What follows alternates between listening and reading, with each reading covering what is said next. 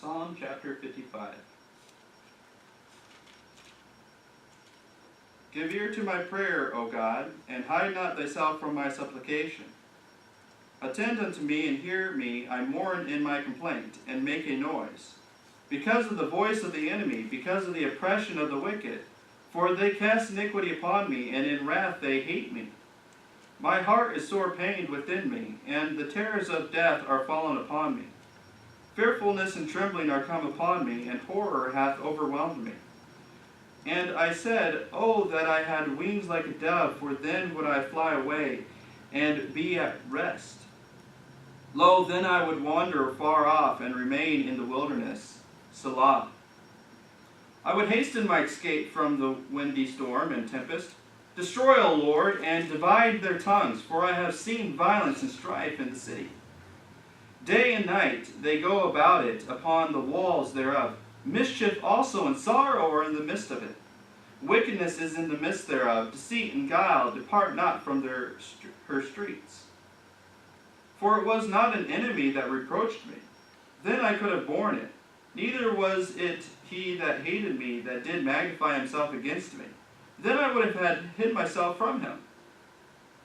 But it was thou, a man, mine equal, my guide, and mine acquaintance.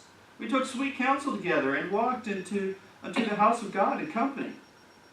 Let death seize upon them, and let them go down quick into hell, for wickedness is in their dwellings, and among them.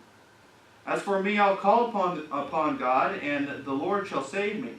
Evening and morning and at noon will I pray and cry aloud, and he shall hear my voice. He hath delivered my soul in peace from the battle that was against me. For there were many with me. For God shall hear and afflict them, even he that abideth of old, Selah. Because they have no changes, therefore they fear not God. He hath put forth his hands against such as be at peace with him. He hath broken his covenant. The words of his mouth were smoother than butter, but war was in his heart, and his words were softer than oil. Yet were they drawn swords. Cast thy burden upon the Lord, and he shall sustain thee. He shall never suffer the righteous to be moved. But thou, O God, shalt bring them down into the pit of destruction. Bloody and deceitful men shall not live out half their days. But I will trust in thee. Let's pray. Heavenly Father, thank you for this passage. Lord, I pray that you'll help us understand the importance of this passage, to realize the plight of David when his own close friends betrayed him in order to destroy the city. Lord, I pray that you'll help us understand the importance of trusting in you entirely, and even when our closest betray us. And Lord, I pray that you'll help us to rely on you at all times. In Jesus' name I pray. Amen. All right, so in this passage, of course, when we started with the Psalm 42 with sons of Korah, talking about turning from pity to reliance on the Lord, and to taking our sorrow, putting it into joy, and then taking our trust and trusting on the future promises of God, and realizing that his kingdom is sure. He's coming again. He's going to marry his people, and he's going to return and subjugate all the people under him, and that the world will be his to rule and to reign, and that because we are his wife, if you will, we are married to him, we are one flesh with him, one spirit with the Lord, then we'll rule and reign with him, and that because he is on our side, that nobody can stand and oppose us. And so we go through that, and then we start out with that, the sons of Korah singing their songs and putting that reliance on the Lord, and then we go through and the Psalms deal with different types of people and saying, hey, if you're a believer, this is what you need to do. Hey, if you're not trusting on the Lord, trusting in your own riches, this is what will happen to you. And then David, where he says, have mercy upon me, a person going from rebellion against God to one of a peace and a penitence and a humbleness towards God, and turning back in that way. And then Psalm 52, where there's a person who is mischievous, who doesn't care about the promises of God, doesn't care about putting trust in the Lord, and all he cares about is trying to manipulate things to his own way and will. And then we have the fool, who is ignorantly thinking that there is no God and that he can do whatever he wants because the promises, they won't be fulfilled because there's no one out there to fulfill them, and so forth. And then we have Psalm 54 where David's saying, "Save me, O God, by thy name, judge me by thy strength," talking about when the Ziphians, who were of his people, but they did not take the time to think on God, to put their faith in the Lord, and they basically, they did not rely on the Lord, and they rather than trusting in the future promises of God and the fact that God was fulfilling them through David, was that they just looked who was the most powerful, and in strategy they decided, hey, I'm going to hang out with Saul instead of David. I'm going to help Saul and fight him, and they're interjecting themselves into a situation that they know nothing about. Is basically the Ziphians were ignorant people, if you will. They were not necessarily bad or evil, like the fool who automatically says, I don't believe this, but rather they were just the ignorant type of person who did not realize what they were interjecting themselves into, and they did not care because they were looking for what strategy was best for them. They have not set God before them. They set their own desires before them, their own strategy. Who can I best strategize with? Now, Psalm 55 is dealing with those people that are seemingly on the same side as you, if you will. So they're your best friends. They're people that if you have a question, like if you have a Bible question, you have a strategy question, you have a soul-winning question, or you have just a question in general, and you're like, man, I don't know what to do in this situation. You call them up and they give you the right answer. They give you the best thing ever, and it is just somebody who is your best friend. Their words are smooth as butter, and they're like an aloe. They can just kind of, if you have a wound, they can just smooth it over, and that feels so good. That is so wonderful. That's what I need to hear at this time.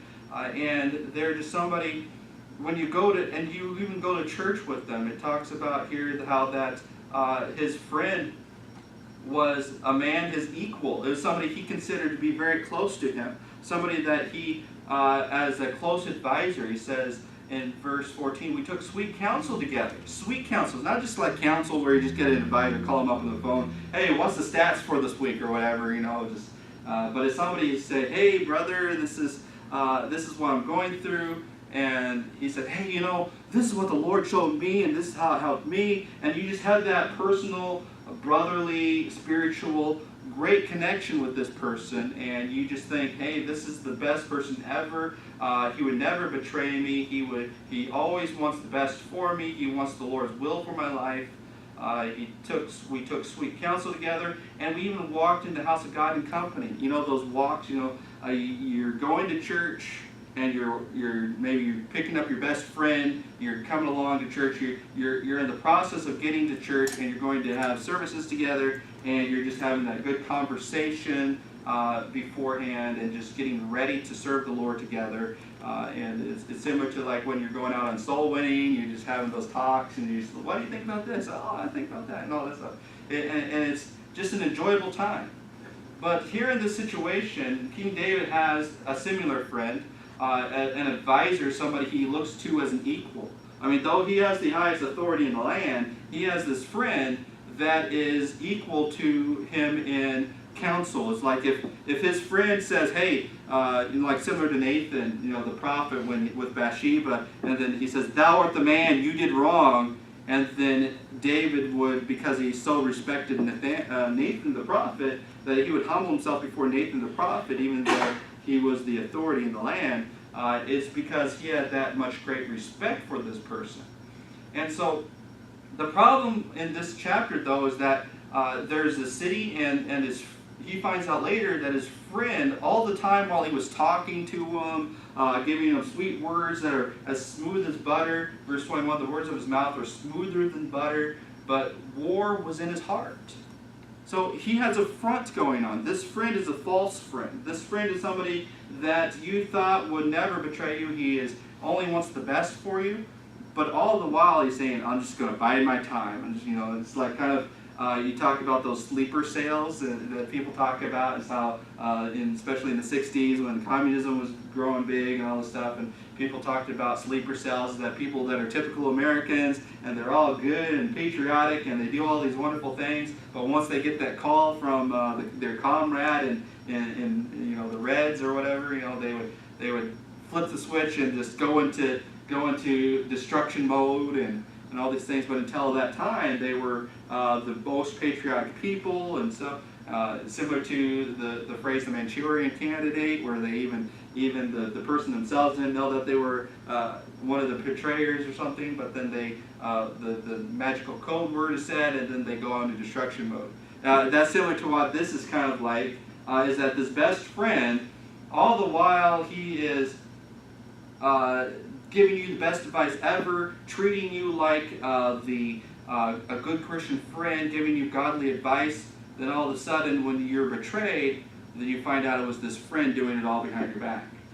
And that is one of the worst things you can ever experience. He says that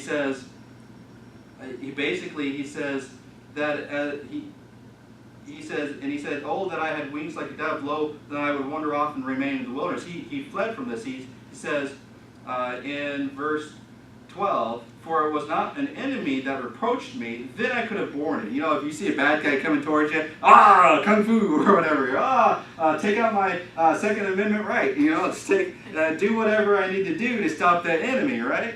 But then all of a sudden your best friend turns on you. You're like, wait, what's going on here? Hey, I'm confused. This is not something I have ever expected. I'm not prepared for this. Now, I did not strategize for when my best friend would turn on me and try to destroy me. It is not something that I ever expected to happen. It's not like an enemy that I know exactly what to do. David killed many enemies in his time, thousands of enemies, 10,000s of enemies, and he knew how to handle enemies, but his friend, his equal, what do you do when your friend turns on you? He says, "It was not my enemy that reproached me. Then I could have borne it." I could have borne the enemies. All these enemies, I know how to handle them, and I wouldn't have blinked an eye. What's one more enemy compared to the 10,000s that I've destroyed protecting my country? He says that he hated me that did magnify himself. Then I could have borne it. Neither was it he that hated me that did magnify himself against me.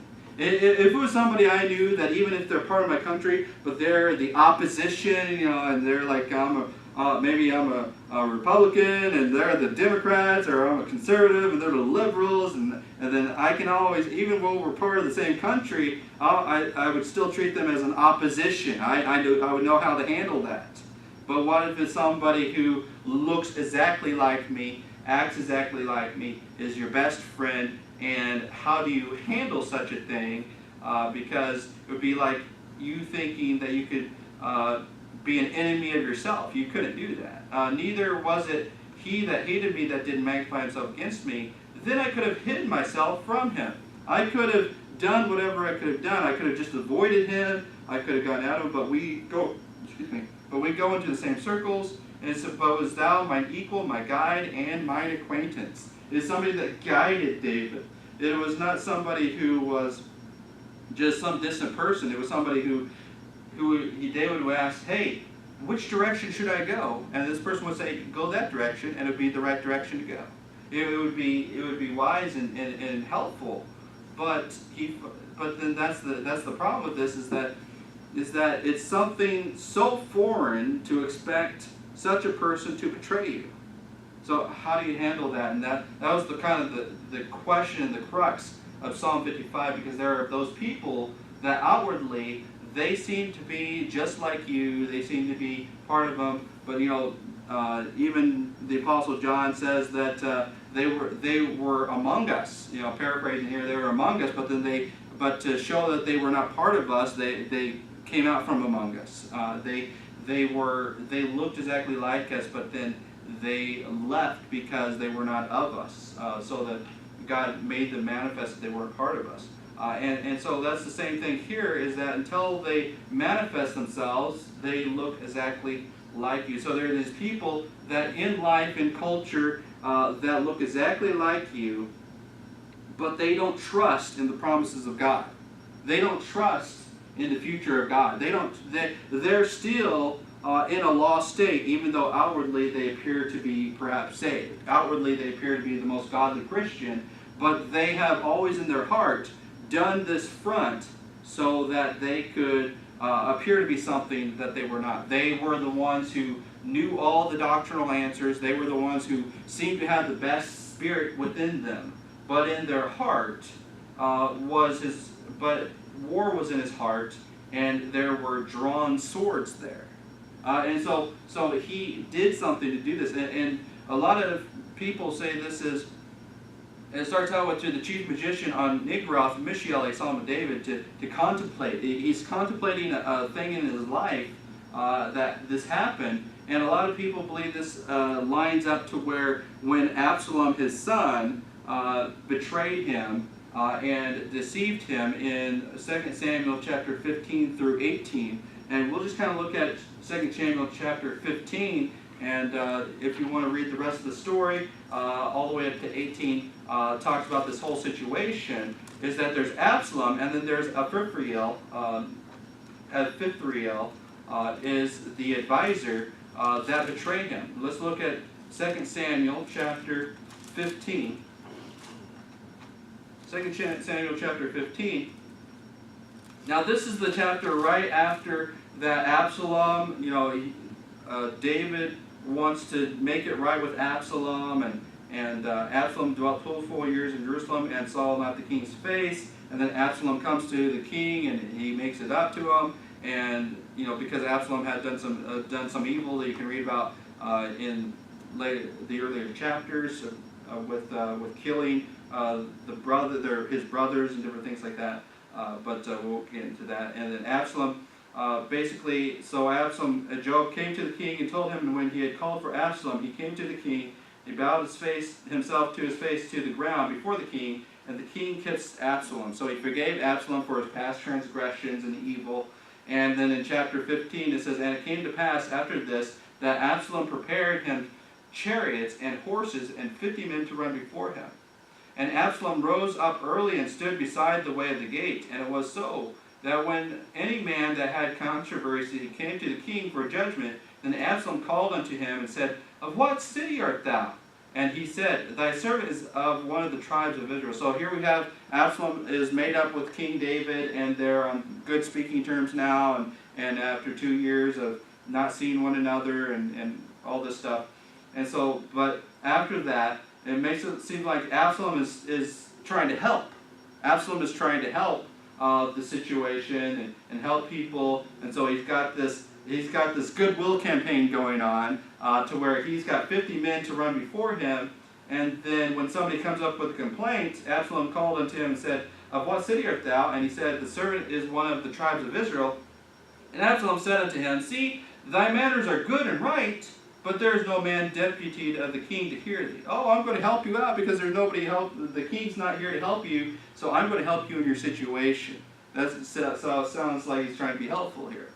Absolem said, moreover, oh, that I were made judge in the land, that every man which had any suit or cause might come unto me, and I would do him justice.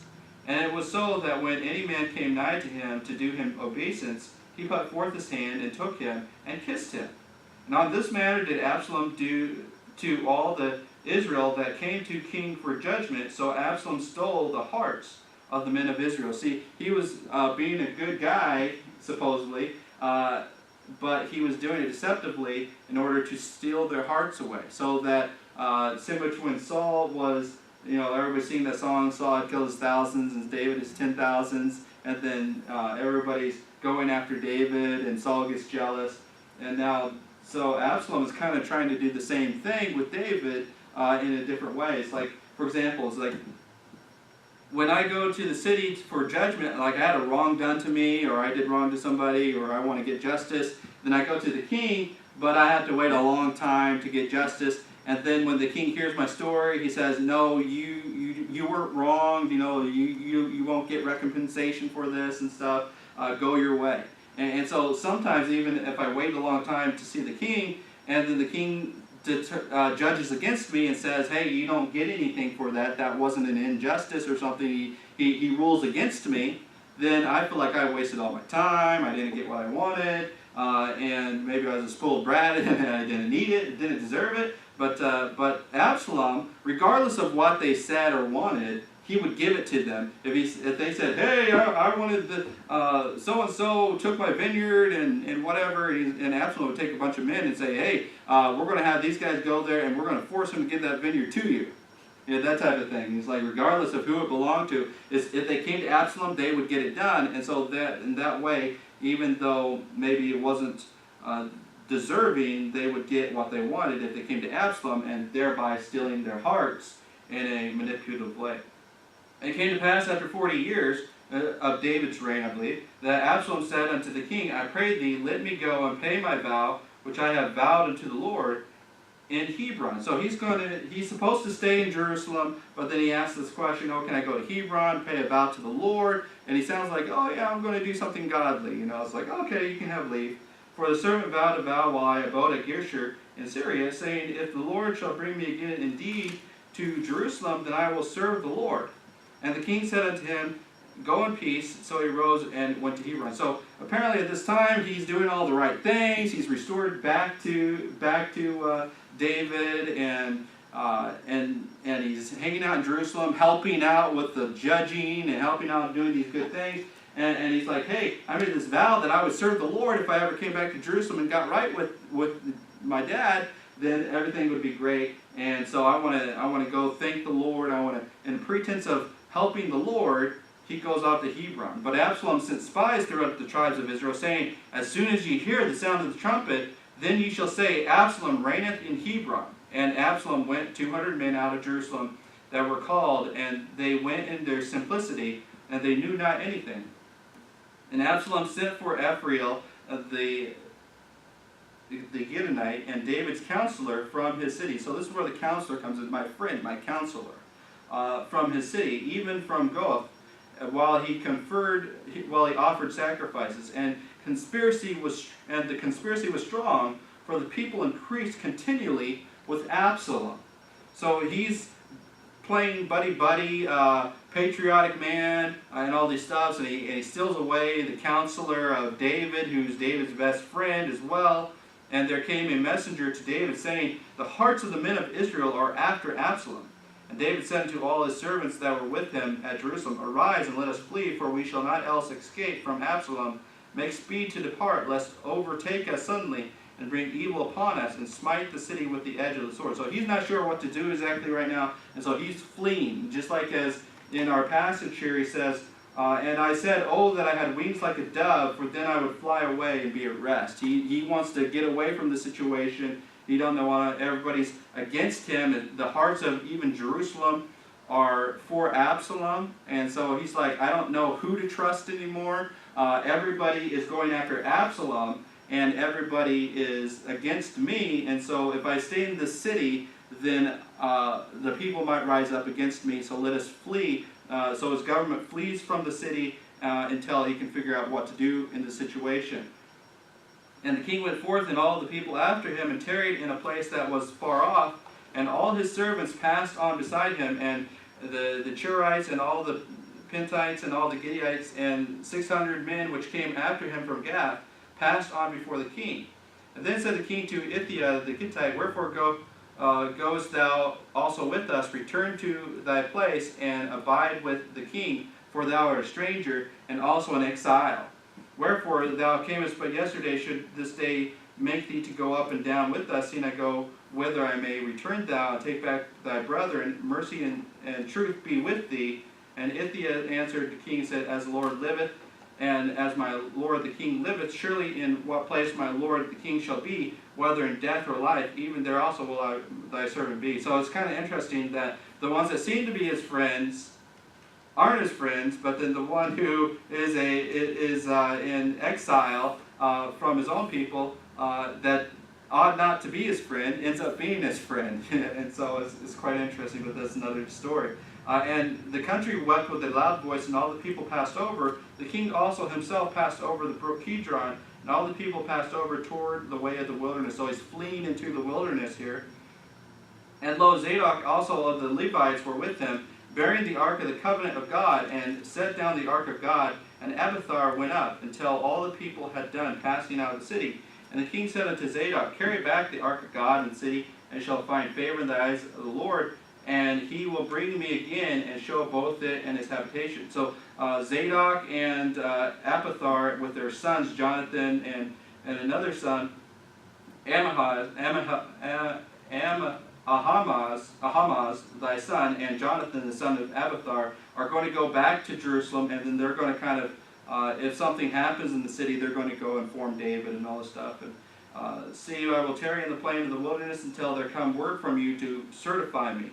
So I don't know what's going on in Jerusalem. I don't know who's there with me. I don't know who's there against me. And so I'm going to flee off into the wilderness, and then when you figure out what's going on, then you bring word to certify whether I am still approved of the people, or the people are against me, or so forth.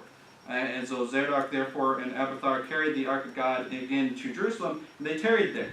David went up to the ascent of the Mount of Olivet, and as he went up, and his head covered, he went barefoot, and all the people that was with him covered every man his head. They went up weeping as they went up. It's interesting that as he's about ready to flee the city, he goes to Mount Olivet, and covers his head, and he's going to pray as he's walking up this mountain. And that's quite interesting, is that instead of just fleeing right away, he's going to go slowly flee up this mountain and pray as he's going up. And one told David, saying, Athrophel is among the conspirators with Absolem. And David said, O Lord, I pray thee, turn the counsel of Athrophel into foolishness. And so he finds out that his friend, the counselor, verse 2, Absalom sent for Athrophel the Gittite, David's counselor, from the city, even from Gath, and while offered sacrifices, and conspiracy was strong, the people increased continually. So Absalom and Athrophel are in conspiracy together, and while this is all going on, Athrophel seemed like David's best friend, and all of these things are good. So did Absalom. When he finds out this evil happens, he prays to the Lord, I pray thee, turn the counsel of Athrophel into foolishness.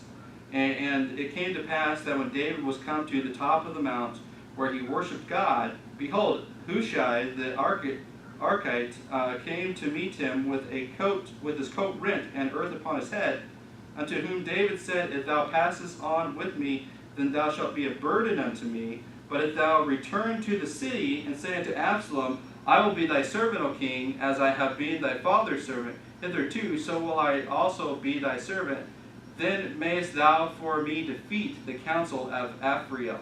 And so this guy is a loyal servant, even though everything's against David right now. He rips his coat and throws ashes on his head, and he says, David, what are we going to do? What's going on? And he wants to let David know that he's still loyal, he's still continuing on. And he's a counselor that was not as close as Athrophel, but he was a counselor of David. And so he goes and returns to the city, and then he ends up later on in chapter 17 giving advice that defeats the advice of Athrophel. And Athrophel realizes that his advice is not taken, and he ends up going to kill him, and he ends up killing himself. Athrophel, I'm not saying the name right, Ahithophel, ends up killing himself and deciding, because he realizes that the advice of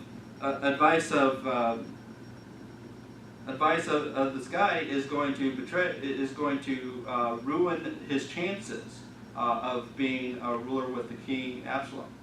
And thou hast not there with Zadok and Abiathar the priest. Therefore shall be that what things soever thou hear out of the king's house, thou shalt tell it unto Zadok and Abiathar the priest. Behold, they have there with them their two sons, Ahimaaz, Zadok's son, and Jonathan, Abiathar's son, and by them ye shall send unto me everything that ye can hear. So Hushai, David's friend, came into the city, and Absalom came into Jerusalem. And so we see here that there is a friend and counselor that he thought, which was Abiathar, that was his close friend and counselor, and they went to church together, but then ends up that people that were not as close to him had his best interest in mind and ended up helping him later on. And then that's what happens is after Ahithophel, he gives counsel, but then Absalom doesn't take it and takes the counsel of the guy David planted in. And so that is the situation that most people believe this psalm is born out of. Now, obviously, with many psalms is that it has a background, but everything doesn't always apply to the exact situation. But it applies to our context of the fact that there are people that appear to be trusting in the promises of God, appear to be following after the Lord, and appear to have your best interest at hand, especially you who have an office from God. With David here having the office of the king, being God's leader for his people Israel, and then also for every church that has a officer, a pastor or a deacon or a bishop in their midst, and then having people that appear to be for them, but in fact are working against them. And so here in the situation, we find out that David obviously is not going around trying to investigate and find out, who's betraying me, because that's the attitude of Saul. You remember when he was going around David, the attitude of Saul with the Ziphians and all this is that, who's betraying me? These people must be betraying me. The priests are after me. Now, he saw conspiracies everywhere, and he was freaking out about it, and then he was trying to destroy everybody who was against him, and his focus was on trying to find the secret enemies. That was Saul's fear, that everybody his son was against him, everybody's against him. And so we can't live in an attitude of, oh no, my best friend in the ministry is going to betray me one day. I gotta protect against this. I gotta protect against that. And you're always living this life of fear and worry when in fact maybe your best friend in the ministry is your best friend in the ministry, and he does care for you. You don't want to end up being like a Saul and having your fears get out of hand and thinking that, well, here's this passage in the Bible that this best friend of David betrayed him, and so therefore my best friend in ministry. You can't live life that way. But we can observe the situation and see how David reacted when he found out his best friend or his close counselor that took sweet counsel together and walked to the house of God in company when he betrayed him, and how that he reacts to this situation. So we need to realize that, yes, these things will happen in life, but we should never live in fear of if it will happen or who's it going to be or all these things, but rather let's take a look at how David dealt with this. He first of all goes to the Lord in prayer. Remember, he's going up to Mount Olivet, and he's praying with his head covered. He's mourning in his complaint. He makes noise. He makes noise unto the Lord. You know how that saying is, a squeaky wheel gets the grease, and all these different things. Is that David never was shy about praying to God. And so this is what we need to realize, that we need to have a life of prayer. We need to have a life that says, hey, I'm going to trust in the Lord no matter what comes my way. I'm going to do the will of God no matter what happens. You know, if my friends in the ministry or my close counselors or the people that have that I thought had my best interests at heart, whether they continue to have best interests to me in heart or they end up betraying me later on is none of my concern. I'm going to focus on the Lord, and I need to do His ministry, and then I'm going to call upon Him when things don't go right and I'm confused. And so here he says, because of the voice of the enemy, because of the oppression of the wicked, for they cast iniquity upon me, and in wrath they hate me. And so we see, of course, that we have a true enemy, is the devil. We have the true enemy, you know, how Paul and Peter said that we don't fight against flesh and blood. See, the person that was used to destroy David, who was his best friend, was ultimately used by the devil in order to attempt to destroy David. We need to realize that it's not that individual who appeared to be the best friend, but inwardly was evil or whatever. He went down that path, yes, but it's ultimately the devil, the enemy, the true enemy, is using him. You know, there's always going to be people that appear to be righteous on the outward, but then inwardly they're drawn away of the devil. They're drawn away of their own lust. They have a secret motivation. They have something that is driving them that is not right. It says, my heart is sore pained within me, and the terrors of death are fall upon me. He's like, he wants the oppression of the wicked and those who cast iniquity upon him and hate him to be taken away. Fearfulness and trembling are come upon me, and horror hath overwhelmed me. When these situations happen, when you have your best friend in ministry or your best friend in life, you find out that they were never your best friend, and they had always, in the background, were building these conspiracies against you, then that causes, the first reaction always causes fearfulness. What's this mean? What's going to happen in the ministry? What's going to happen in regard to the Lord's will for my life? What is going to happen in these things? And you just want to kind of distance yourself from the thing. I got this fear, this fight or flight situation is that when you have some surprise happen to you, your reaction is to fear it and to tremble and to you never expected this to happen in a million years, and then the horror hath overwhelmed me. See, when you have a best friend that betrays you, that will cause horror. You're like, who can I trust again? What's going on? And you're confused. He said, oh, that I had wings like a dove, for then I would fly away and be at rest. I'm going to find a place that is away from everything, away from everybody, so that I can just kind of be at rest and figure the situation out. That's why David had to flee Jerusalem, because he could have stayed in Jerusalem, but he didn't know who was on his side or who wasn't on his side. He didn't know how big this conspiracy was, whether it was just the 200 that went off to Hebron, or if it was the whole city. How many people did Absolem turn their hearts from? How many people around you has the devil turned their hearts, that they were in conspiracy to destroy you? He says, lo, then I would wander off far and remain in the wilderness. Think about this, is that you don't want to harm somebody who you thought was your best friend. And you don't want to fight against them like an enemy. You want to treat them as a friend. Like, is this somebody I can restore? Was there an accident? Was there a mistake? How did this happen that such a person would betray me? How could this happen? How could this person betray even God? Because I thought he was godly, and he turns out not to be godly. I would hasten my escape from the windy storm and the tempest. Conspiracies are like a windy storm and tempest. They're not really like it's kind of like you hear something, a hissing there, a blowing there, and there's something in the air, but you just can't really handle it. You can't take a grip of it. You can't, you know how a windy storm can blow and destroy things, but you can't hold on to it? You can't grab it. That's kind of how it is with conspiracies, is that they're not tangible. You can't hold on to them and say, you can't move. They get in somebody's ear and they blow around, and it's just confusing.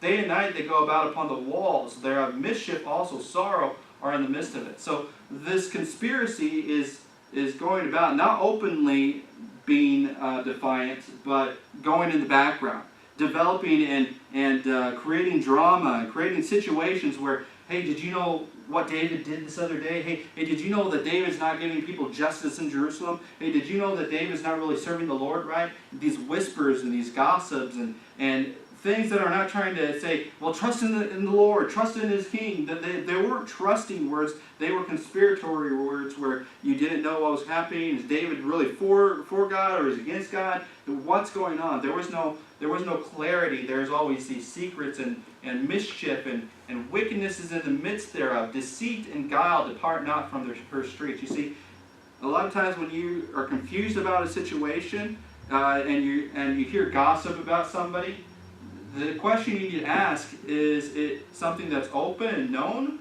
or is it just mischievous and it could be true and it might not be true of what's going on? If it is a mischievous sounding gossip that it might be true or might not be true, then it's probably not true, because truth is always open and clear. Truth is always open and clear, and things that cause mischief are wicked. Things that go in the midst and cause deceit. Things that are always questioning things. That deceit and guile depart not from her streets.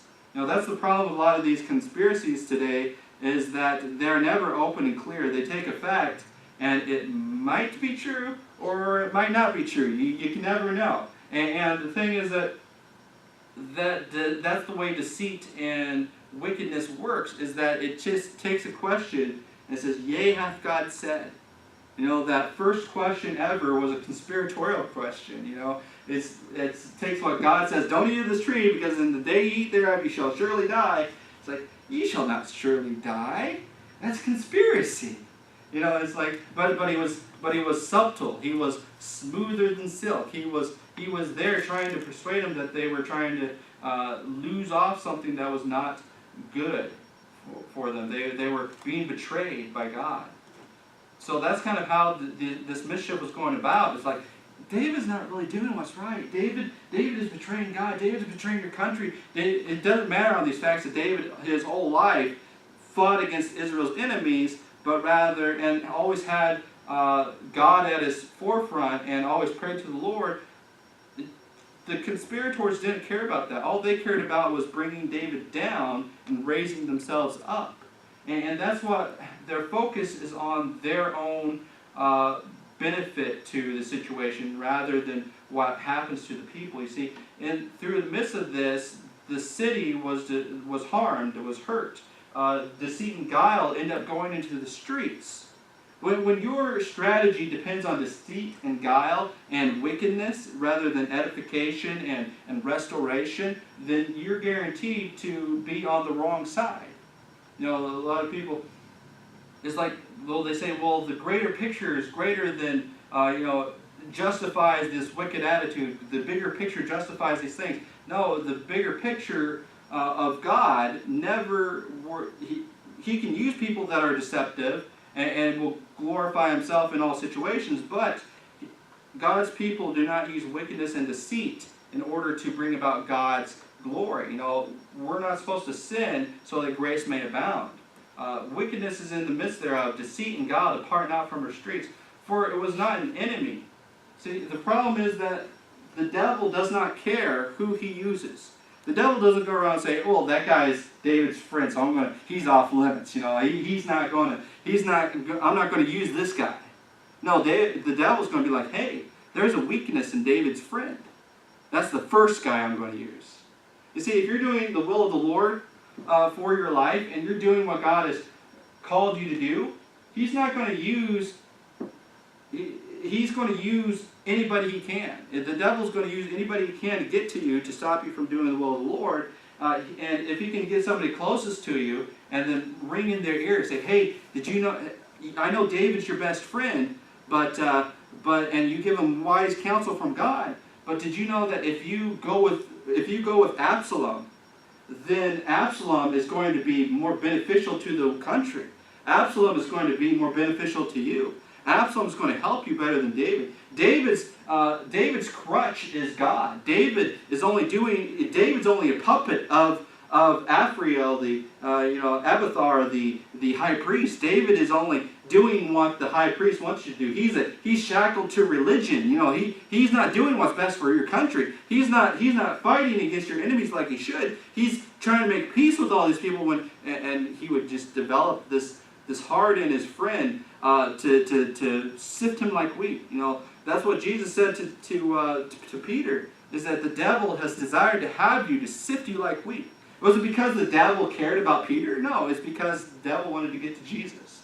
He wanted to hurt Jesus. It's like, if I can cause Jesus to fall, then I can show even the Son of God, even God himself in human form, if he can sin, then all this stuff was for naught. All this stuff was that I've proved him wrong. I've done my job. So we see here in this situation that David's counselor, his acquaintance, his guide, was taken up in this conspiracy. He was taking it over. And a lot of times is that there's this question of, well, is this person just caught up in it? Because a lot of times as a deception, the devil can deceive somebody. They can be a decently good person, but they get their eyes off the Lord. They get their eyes off focus. Because take, for example, David with Bathsheba and Uriah. You take, for example, that is that when David got his eyes off the Lord and got his eyes on the flesh of Bathsheba, that the devil started working in his mind. The devil started saying, hey, you can have that girl. Hey, it didn't start with when he got his eyes off of God and on the flesh of Bathsheba, that the devil says, hey, kill her husband. That was not the first thought that came into his head. The devil brought, hey, you can have that girl, nobody else is here. And then when he had the girl, then he finds out that there's a product of his wickedness is a little child, an innocent little child. And he's like, hey, now everybody's going to find out that Uriah is not here to have a child with his wife. Then it's going to come out that when this kid comes out and starts looking like you, everybody's going to know that you did this. You got to try to manipulate the situation. So the devil doesn't go, okay, kill Uriah now. No, the devil says, bring Uriah back, have him have a vacation with his wife, and they can hang out for a while, and then they'll think that the baby will be theirs. And so that the excuse is, hey, you can get Uriah away from the battle, away from what God has called him to do, and then he can be with his wife, and then they will never be the wiser because, yeah, maybe he looks like the king, but hey, this is a product of our union. So you see the wheels starting to turn in the conspiracy of David with Bathsheba and Uriah, is that he tries to get Uriah to come. He's like, no, hey, my friends are out of battle. I'm not going to be having the pleasures of life when my friends are not having the pleasures of life. I came back from the battle because you asked me to, but I'm going to stay at the door of your house. I'm not going to go home. I'm going to wait until the battle's over to go home with everybody else.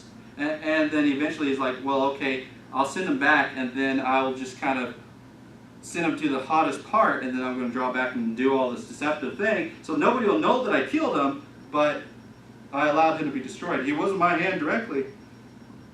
And so you see how those things work, is that even if it's somebody who was generally, just like David, was primarily focused on the Lord, that even David could be swayed by the devil to do something evil and deceptive. And Uriah was never the wiser. Uriah never knew. Just think about that. Uriah the Hittite, he never knew what David had planned for him. He just did loyally what David asked him to do, and he didn't. And that's the same similar thing to where perhaps in these situations is that your close counselor that you end up being betrayed by is not necessarily an evil person, but was caught up in the conspiracy, was caught up in the deceptiveness, was caught up in these things. And so David is basically, he's saying, he treats his friend almost like he was used as a tool to get to him by the enemies. See, he talks about enemies, and then he says, my friend. And so it's like just the same way as if you had a gun, and then multiple people want you killed, and then they would grab that gun, and then my enemies use that gun to destroy me. Same way with his friend, they used his friend to get to him. And so this is the problem here. This is the biggest situation. So even though the devil will attempt to sift anybody as wheat. And anybody is not immune to it. David wasn't immune to it. Eve wasn't immune to it. Adam wasn't immune to it. Cain wasn't immune to it. And they were sifted. They were destroyed. They were taken in iniquity. Was a man mine equal, my guide, mine acquaintance.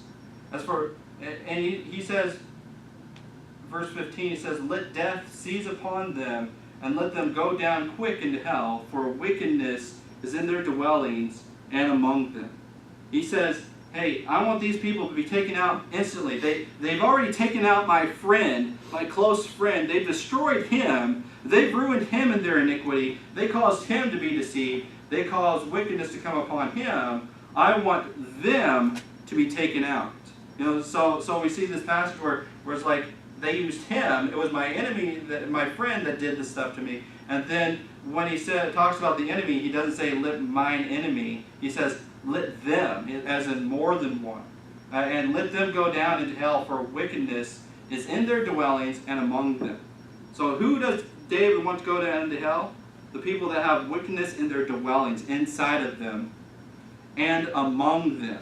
They thrive in it. When you thrive in wickedness, it's only going to take you to hell. That's the only place you're going to go. As for me, as him as an individual, how is he going to deal with this situation? He says, as for me, I will call upon God, and the Lord shall save me. You have a friend that betrayed you? Call upon God, and God will save you from that situation. You have a friend that developed and manipulated the situation to make you look like the bad guy? Call upon God, and trust that he will reveal to you the situation, will reveal to all people the situation in which you were destroyed, and he will reveal the truth about the situation in due time. As for me, I will call upon God, and the Lord shall save me. Evening and morning and at noon will I pray and cry aloud, and he shall hear my voice. Now, evening, morning, and noon, that's kind of like when we eat lunch. So it's always a good thing in the Bible. You hear about prayer and fasting and different things like that. Is that a lot of times that when we normally have a meal, we can use those times when our stomach says, hey, it's time for a meal, to say, hey, it's time for prayer. Now that's why a lot of times we have a tradition to say a prayer of thankfulness to God when we have our meal. And so even if we are not going to skip our meal, we still have a prayer of thankfulness at our morning, our evening, morning, and noon meal, is that we say, thank you, Lord, for what you've given to us. Help us through the rest of the day. Because that in here, this is what David did. He would pray evening and morning and noon. Their day, of course, started at evening, and so through the evening prayer and through the night. And then, because we even hear that on his bed, he would do a lot of prayer even through the night. It's evening and morning and at noon will I pray and cry aloud, and he shall hear my voice. Because I'm focused on God, he's going to hear my voice. He hath delivered my soul in peace from the battle that was against me, for there were many with me. So it starts out with fear and confusion, and then when I turn to the Lord, even though this is still going on, he's going to deliver me in peace. I'm going to have peace about this situation. And so rather than being going around like Saul, be like, who's going to betray me next? What's going to happen here? What's going to happen? You can say, hey, I know this has happened. I'm filled with horror and dread, and I just want to run away from the situation right now. But I'm going to seek the Lord's face. I'm going to call upon him, and he's going to save me from the situation. I know he's going to help me in this situation. I don't know how, but he is, and he's going to give me peace while I'm going through it. He's going to be able to sustain me as I'm going through it.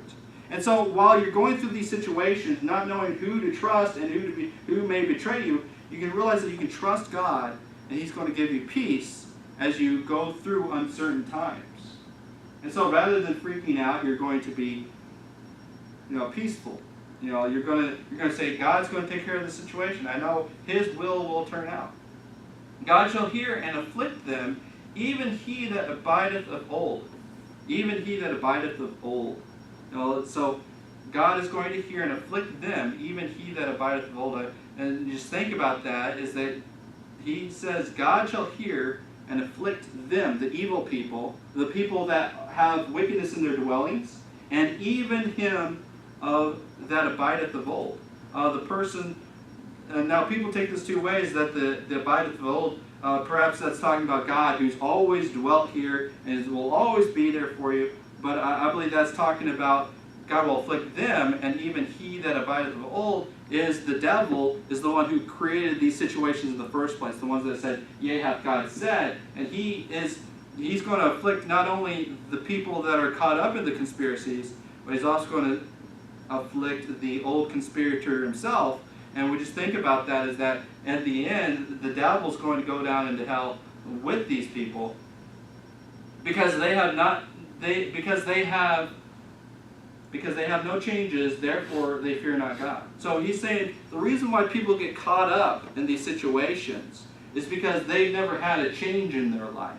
They've never had a time in their life that they truly, really had to trust on the Lord for anything. You just think about this, that David's ruling for 40 years now. Majority of the people that are ruling with him, other than his older faithful people, is that they've seen a stable country. They have not had to fear the Philistines because Saul and David have basically wiped them out of the country, and they have a strong country, and Solomon, their wisest and richest, is about ready to come upon the scene in a few more years, and they are having one of the best times in their lives and the most stable times in their lives. But rather than praising the Lord for having a king that brought this about, they're always looking at the pitiful little things. Absolem is like, David's not really helping you out with your little problems. Now, David's protected the country from the Philistines and destruction, and everybody's always caught up on their little pitiful little problems, their little dramas in life, that they get mad at the person who's protected them all this time. Because they have no changes, therefore they fear not God. Just think about all the people in our country today who curse God and blaspheme His name, not realizing that the stability in our country is because of God's principles, because of God's blessings on our life, that they've not had the drastic changes of famine and the drastic changes of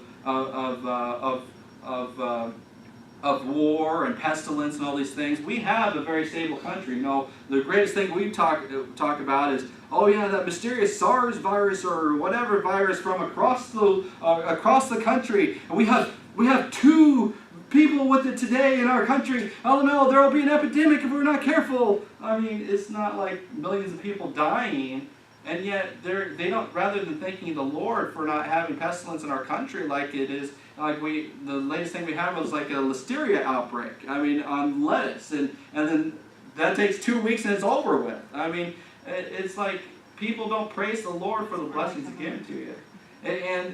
But that's the thing, is because they had no strong, heavy change in their life where they never had to trust on God. It's like a little teenage girl who's always broken up because the boy she liked for 2 days decided he liked another girl, and he's like, but we were going steady. That's her life, because she had no changes. She didn't have that check. That was her world. That's the way a lot of people are, because they had no changes that were drastic. He hath put forth his hand against such as be at peace with them. He hath broken his covenant. He's not content that the nation is at peace. He wants to, through iniquity and deception, get something for himself. To be like, well, I deserve more. When in reality, he's been blessed. He had broken his covenant. He said that he would be your friend. He said that he was there, but he said that he believed on God. You see, this man, his friend, his individual, he looked like he was in covenant with God, but this guy broke his covenant. He did not really believe on the Lord. He took his mouth, and remember that previous psalm where in Psalm 50 it says, but the wicked God saith, what hast thou to do, declare my statutes, or that thou shouldest take my covenant in thy mouth, seeing that thou hatest instruction and castest my words behind thee. See, he had broken his covenant because he never kept it. He was just being deceptive. He only said it in words, but his heart was far from God. The words of his mouth were smoother than butter. I believe in the covenant. I love the Lord. I trust in these doctrines. I have all the correct doctrines. I have the right spirit in me. But war was in his heart. I'm just doing this until I bide my time, until I can get what I want. I'm going to look like a good man until I can get what I want. Then when the iron is hot, I'm going to strike. War was in his heart. His words were softer than oil, yet were they drawn swords. Cast thy burden upon the Lord, and he shall sustain thee. And that's what we need to do. We need to pray on the Lord. He'll give us peace. Cast our burden, the deceptions, on the Lord, and he'll sustain us through them. And he sustained it. He shall never suffer the righteous to be moved. Now, obviously, not all righteous, just because they're righteous, there have been righteous people that have been executed and killed and destroyed. But what he's saying here, it moved, that they'll be moved. Just like, remember, Stephen, he was executed, but he was never moved from his faith in God. The righteous will never be moved from their faith in God. This deceptive person appeared to be faithful in God, but he was moved to deception. But the Bible talks about here, obviously also David, he was moved in deception, but he got himself right because he was righteous, and he was moved back to where he was supposed to be. But here it says, he shall never suffer the righteous to be moved. If you trust, because David focused on, when he was with Bathsheba and Uriah, he focused on that situation. He was moved. But those who focus on God at all times and have peace in God through prayer and letting God sustain him through the situation will not be moved from righteousness. He will stay faithful. He will be able to stand in that day. But thou, O God, shalt bring them down into the pit of destruction. Bloody and deceitful men shall not live out half their days, but I will trust in thee.